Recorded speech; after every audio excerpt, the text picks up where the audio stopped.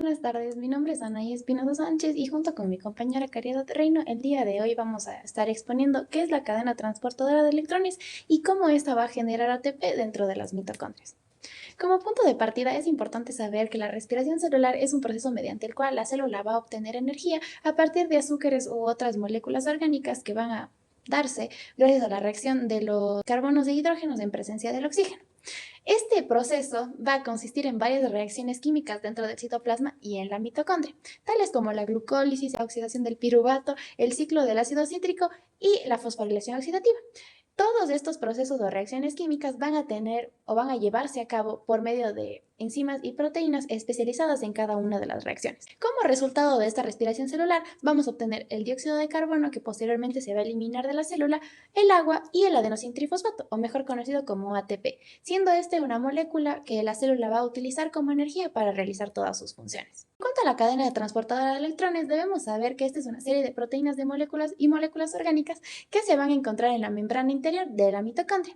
En este proceso, los electrones van a pasar de un miembro de la cadena de transporte a otro mediante varias reacciones redox.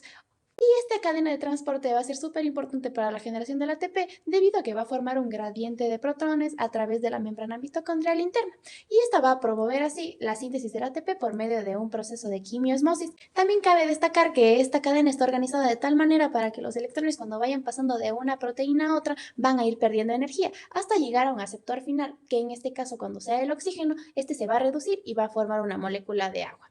Los componentes principales de esta cadena transportadora se van a agrupar en cuatro grandes complejos proteicos, que son el complejo número 1, el número 2, número 3 y número 4, y van a ser asignados con números romanos respectivamente. Las dos proteínas que van a contener estos complejos van a ser la ubiquinona y el citocromo C, y estos van a estar encargados de transferir los electrones de un complejo al otro. Antes de iniciar, podemos decir que todos los electrones que se van a encontrar en esta cadena de transporte van a provenir de las moléculas NADH y FADH2, que se producen en las fases tempranas de la respiración celular, es decir, en las reacciones que previamente mencioné. Primero está el NADH. Esta molécula va a ser un muy buen donador de electrones, debido a que sus electrones van a tener un alto nivel de energía. Aquí se van a transferir los electrones directamente al complejo número 1 y este NADH se va a volver a transformar a su forma original, es decir, NAD.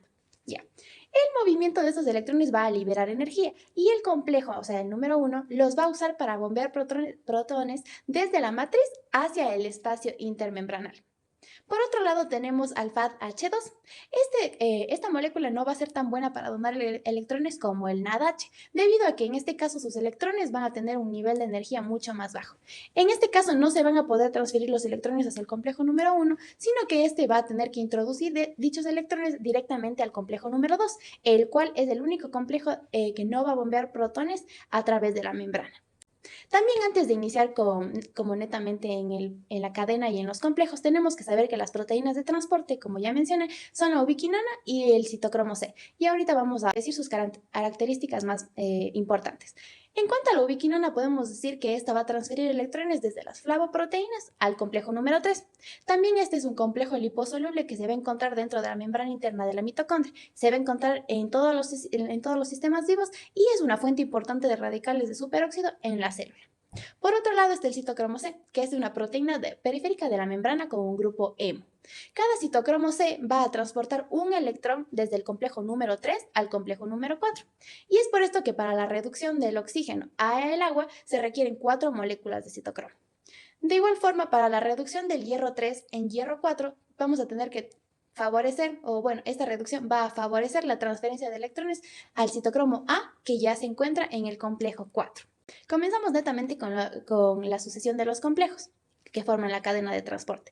El complejo número 1, o mejor conocido como ubiquinona óxido reductasa, es un complejo enzimático que va a mover dos electrones del NADH a un transportador o a la proteína que ya mencioné, la ubiquinona, a través de una reacción redox que va a translocar 4 protones.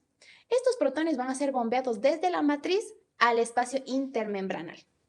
Listo. Los electrones van a pasar al complejo número 2. Y este complejo número 2, como ya mencioné, no es una bomba de protones, sino que más bien en este caso el FAD H2 va a transferir los electrones a las proteínas de hierro azufre dentro del complejo número 2, las cuales van a otra vez van a transferir sus electrones a la ubiquinona, que como ya mencioné en el complejo número 1 es el acarreador móvil que recolecta los electrones. Entonces podemos decir que a partir de este momento, tanto los electrones que fueron transferidos en el complejo 1 como en el 2 van a seguir una misma vía común y van a llegar al complejo número 3, o mejor conocido como citocromo C reductasa. Este complejo va a aceptar los electrones de la ubiquinona y va a bombear 4 hidrogeniones a través de la membrana mitocondrial interna. Este se va a encargar de oxidar la ubiquinona y de reducir al citocromo C. El transporte de los dos electrones del citocromo C va a proporcionar suficiente energía y bombeo de protones para sintetizar aproximadamente 1 mol de ATP. Y finalmente se van a tener que bombear 4 protones, 2 desde la ubiquinona y 2 desde la matriz. Entonces, continuamos con el complejo 4 o citocromo C oxidasa. Decimos que esta es la última enzima en la cadena y que va a catalizar la reducción de oxígeno a agua mediante la transferencia de electrones desde el citocromo C, que se desplaza desde el complejo 3 por el espacio intermembrana.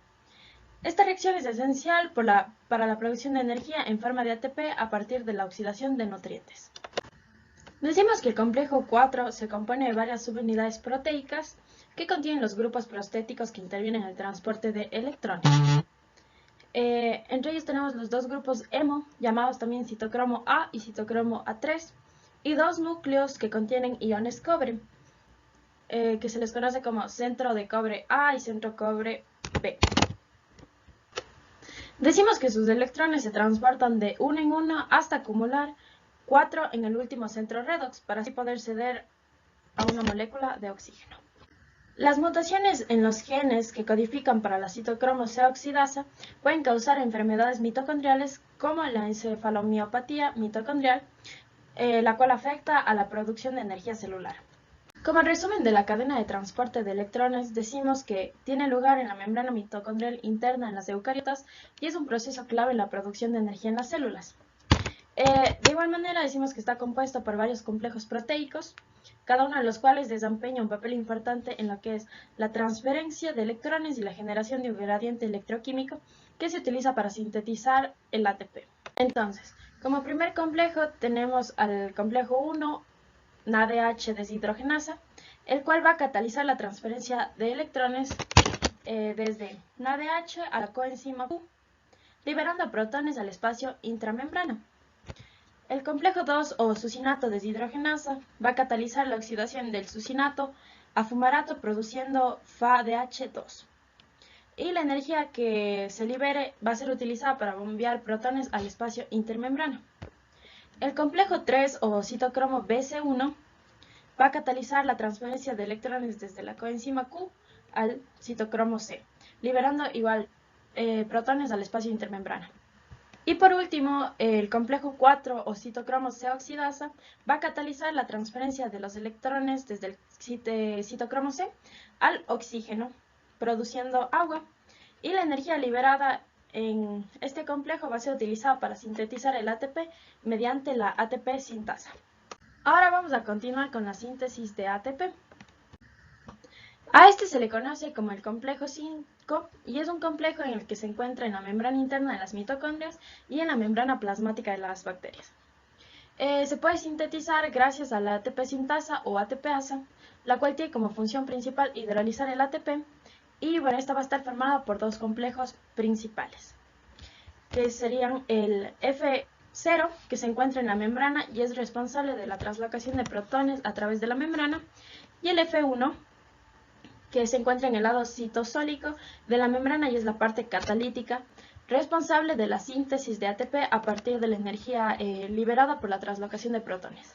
Durante la respiración celular, los protones se bombean desde el espacio intermembrana de la mitocondria hacia el espacio citosólico, lo que va a crear un gradiente electroquímico que se conoce como la fuerza motriz de protones.